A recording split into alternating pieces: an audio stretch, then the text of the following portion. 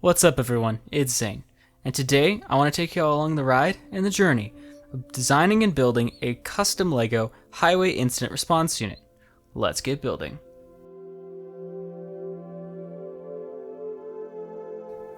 So the concept of these trucks is pretty simple. No matter where you live in the world, in any fairly civilized country with a good highway system, you might have seen one of these trucks assisting someone who may have something as simple as a flat tire all the way up to an intensive vehicular accident.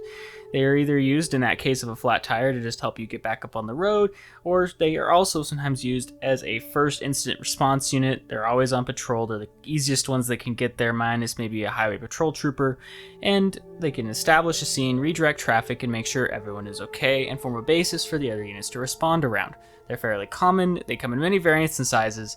The one I want to try today is going to be just a simple pickup with a single, it's just a small utility bed on the rear and a light sign. Nothing too special, nothing too crazy. So let's see what we can do.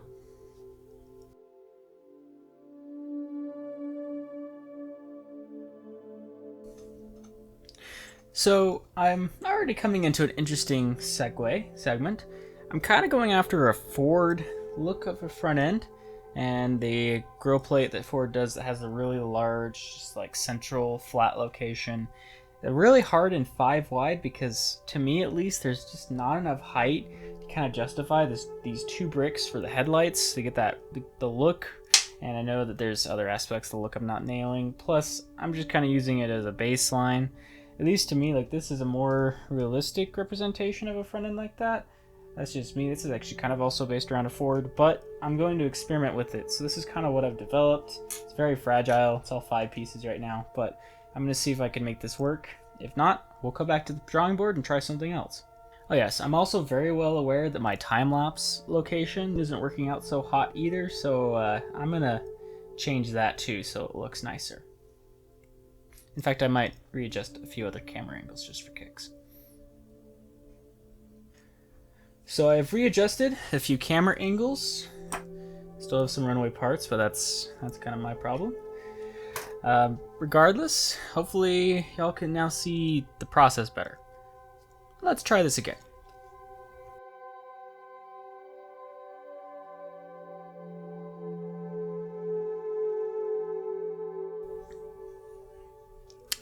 Okay, so I've been doing some work. I got the front end together. It's tall, but I don't mind it. I've also started playing around with the bumper. I realize though I'm going to have to reconstruct it so it's 3-way constructed. And it's not in 3 different directions instead of just this simple plate-built bumper. However, the idea does work reasonably well. Fits on the front. If I can get it on there straight, it does work. So I'm going to build that up and see what I think of it.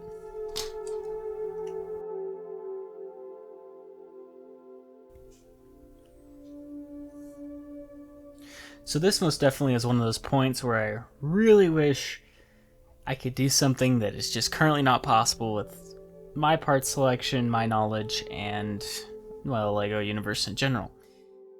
This is particularly evident with the bumper, which, as you can see, I've been building.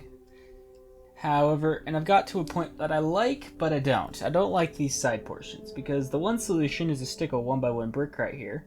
And it fills in this gap and it makes it so it's kind of closer, but I don't like how close it gets to the tire. The wheel arch suggests this curvature, which essentially should kind of be like a plate, just not even a plate, like half a plate over, where a plate works too, but it's just too close. But if you remove the brick, as I show here on the other side, it just feels too open and too far apart. So, for example, this is where in those moments I wish that a technique like this was possible in the construction space I've at least given myself. See how it looks just a little bit nicer, it just kind of fills in the gap a little bit better, it's just a little bit more kind of squared off than this. So for the moment, since I can't figure anything out, I'm trying to make this a bit of a quick build. I've decided just to leave it open like this.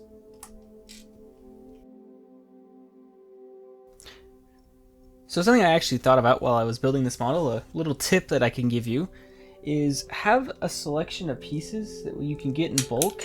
They're essentially elements, as I drop one, they're essentially elements that are great for filler situations. Wherever you find yourself cringing because you're using what you feel are usable elements, they're the more you use them, the less models you can build, especially if they're not visible. Using small parts that you can just get in large quantities. It doesn't matter what color they are. Bonus if they're colors that you do commonly use more often, so you can use them when visible.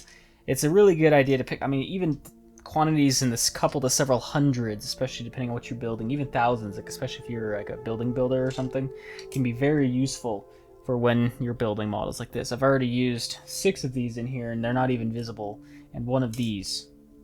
Also, on the actual model itself, I've done a little bit more. I actually slightly angled up the front bumper to kind of help the truck feel not so tall on the front. It still doesn't do much, but from some angles it does a little psychological trick to help with that. I've also started working on the side profile. Not too much progress, but I'm going to obviously keep on building and see where I get to.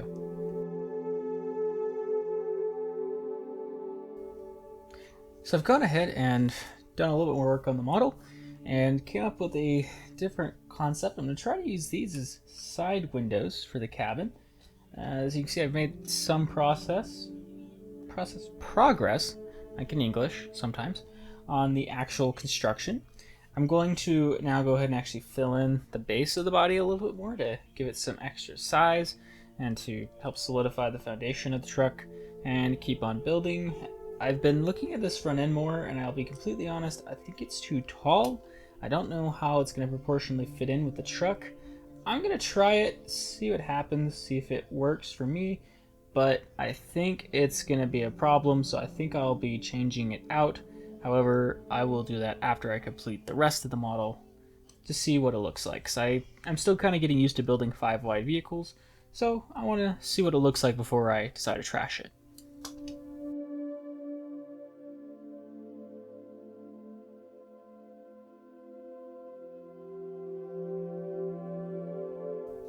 So, I've made a little bit more progress. I've got more of the body filled in on the sides, might try out a different rear window technique that I think might work. However, I'm running into a bit of an issue with this design.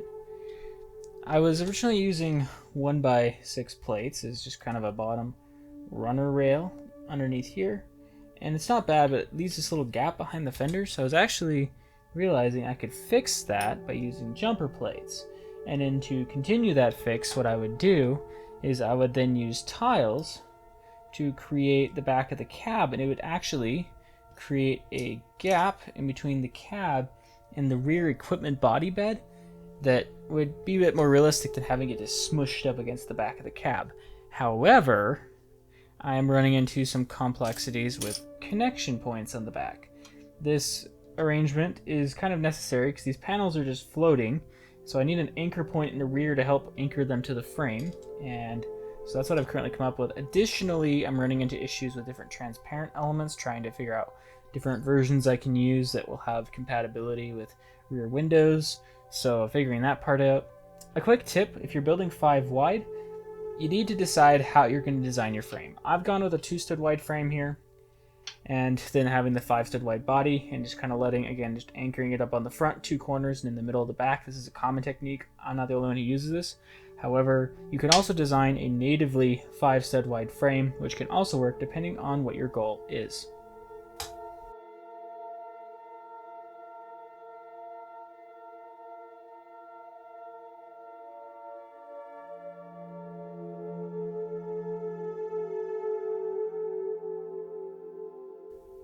So, I'd actually consider this quite a success so far. I still think the cabin's a little tall, but after doing some reconstruction, going back to a normal stud-based width, I did have to lose the jumper plates, as you noticed in the time-lapse. I'm actually very happy with this solution and current arrangement. It works out well. Honestly, yeah, the rear window's the weirdest part. Don't worry about that. I actually need to mount the running boards back on. That's going to be covered up to like there, so you won't be able to see anything down below. I do wish I could put like transparent tile plates in here. I just don't have those elements personally available. That could obviously be fixed if someone else was building this. Again, it's actually quite viable. I did have to get a little bit interesting. Also right here, just because of tile availability, I don't have orange 1x1 tiles easily available. So I opted to go for using kind of a 1x2 and stepping it up a lot, so it kind of looks like the colors fading in. I don't know if I have enough orange to build the rear how I want, so I might actually just cut the orange off, or suggest like might put white tiles here, make it look the orange like faded to the top of the bed. I don't know, we'll have to see how that all goes. I mean the wheel spin, okay, that we figured that out, but I'm actually pretty happy with it so far. And just so you can see it, here's a little bit more of that rear technique along with what the side technique is to be able to construct that. And I can pop the roof, I'm not trying to invent words here, off. You can see a little bit of the interior makeup. You figure kind of just barely fits in there. Don't have room for a steering wheel, sadly enough. But you can actually see the simple techniques that make up the interior of this kind of cool looking model.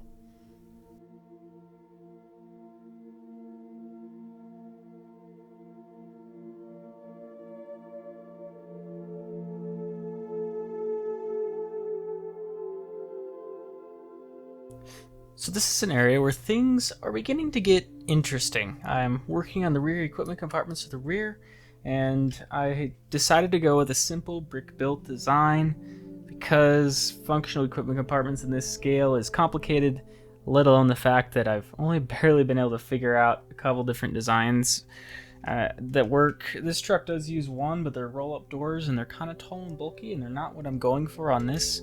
And I also always want to continue to try to experiment with new techniques each build I do, at least until I get a good idea of what I'm doing.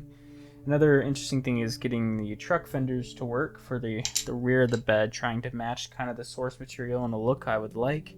That's proving to be another interesting issue.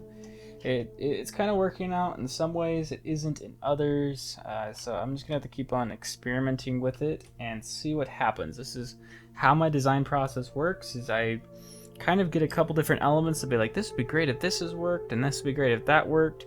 Like, these are great, but they don't mount in perfectly and they're not the right size, but the shapes are roughly what I want, so I'll keep on experimenting until I find something that works.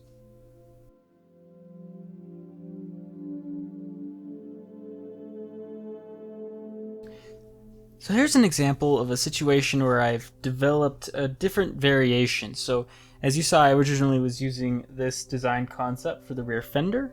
Then I was playing with the use of the standard slope elements that LEGO produces, the 45-degree inverted slopes.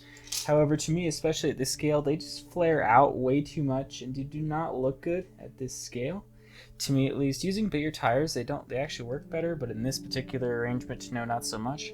However, the technique I chose to utilize is pretty common. You just have some sideways bricks, which have a 1x1 plate and then a cheese wedge on there, and it creates a nice gap that's big enough to be realistic, but also tight enough that it's pretty well condensed in, and it matches nicely with the front fender, and pretty much fits overall into the level of realism that I'm going for on this model.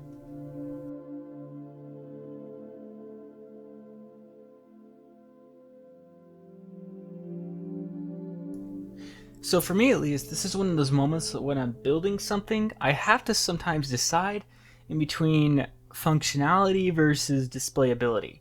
Because right now, a small little thing I've done for the inside of the bed liner is that I've built it 2 bricks deep, which doesn't seem like it's too big of a deal, but right now, if you look in there, you can see it rests right on top of the tire, and while it rotates freely like this, when there's a weight on it, it actually drags. And it does rotate for the most part, but it grinds, makes this weird noise, and it's usable. It's just something to keep in mind when you're building. Sometimes when you start using really advanced techniques, you do run into very complicated situations where like tolerances get tight. You gotta decide, do you want that look? Do you want that little bit extra functionality and displayability, or do you want a little bit more of that playability? I mean, it's perfectly fine, it's just not ideal.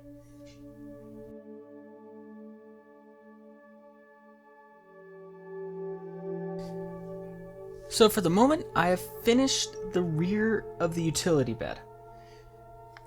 It's definitely an interesting design. I've never actually used this exact arrangement before.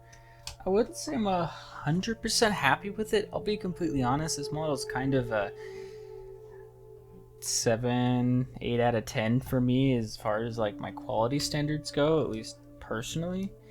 With that said, I'm still liking it enough, at least for kind of a quicker, more like a 4 or 5 hour build. The final element to add is the classic road sign on the back of this that can fold down, hinge up, and will redirect traffic. I, again, did earlier on contemplate about like functional opening equipment compartment doors and stuff, but in the end, it just proved to be too complicated in this small of a space, especially on the time crunch and parts crunch I have.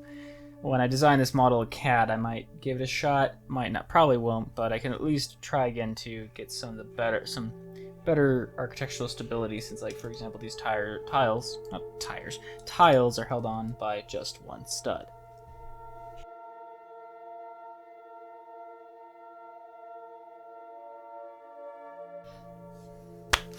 Alright, so I think I have a finished model here. It's definitely interesting. It was a shorter build than I thought. It only took me about 5 hours. Normally something like this probably take me closer to 10. For example, this truck back here, this guy took about 10 hours to construct. Either I've gotten better at this, or I made this one more simplified. I mean, to be 100% fair, I will agree with anyone who says that the rear and everything is pretty basic, kind of simple, a little oversimplified, could have more detail. I wouldn't disagree. Although overall I'm very happy with it. It has the basic functionality. It's perfectly posable as how I want it. The signboard turns up and down. If you have the patience to remove the signboard and do stuff with it, you can always change out the design on the back of it. For now I just have kind of like some caution lighting. So in general, it's done. Stay tuned for a showcase. I'll be releasing that in a few days. And as always, don't forget to like, subscribe, comment, all that YouTube stuff. You know what to do. As always, be blessed, happy building, and bye for now.